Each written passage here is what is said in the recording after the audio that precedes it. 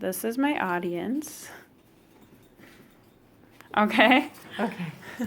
All right. 2 weeks ago today, you were on the airplane.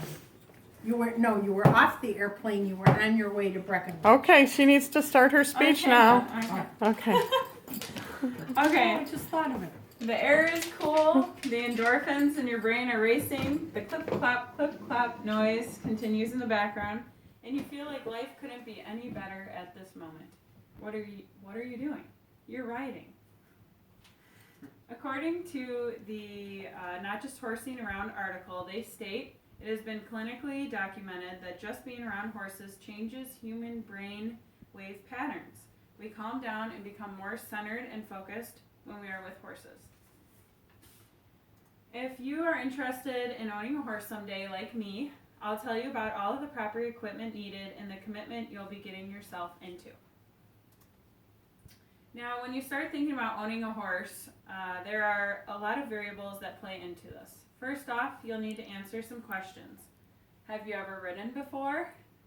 If not, you'll need to take some riding lessons just so you can be prepared. You don't want to buy a horse without having riding experience. Is the horse going to be boarded or is it going to be at home? Do you have enough time for this? And are you financially ready to take on the responsibility of owning a horse? Let me see here. A great beginning horse is one that is about 16 to 18 years old. It's preferably trained, and a trail horse and a castrated male. Horses can live to be about 40 years old if they're healthy, so it's definitely a big commitment. And once you start looking, make sure to take a vet with you if you're looking to actually purchase a horse, because then they can check the health on it and give you the okay. After you've done some research and decided where the horse is going to be, we can move on to finding the right horse for you. So first off, you're going to want to watch the owner that's actually selling the horse test ride it and see how the horse acts while they're riding it. Then you're going to want to ride it by itself and with other horses if you can. And if the horse acts weird at all, do not buy it, because you want to buy a trained horse for your first horse. Size is definitely important. Choose what is best for you. Many people, they'll ride horses that are measured at about 14 hands or so. And if you're a small person, it's okay to ride a pony.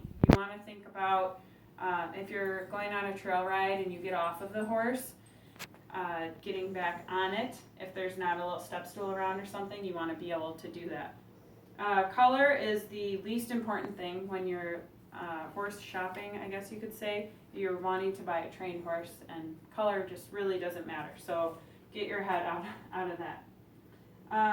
Owning a horse isn't just like buying a car. There are certain accessories that are crucial to having if you're going to want to ride your horse comfortably.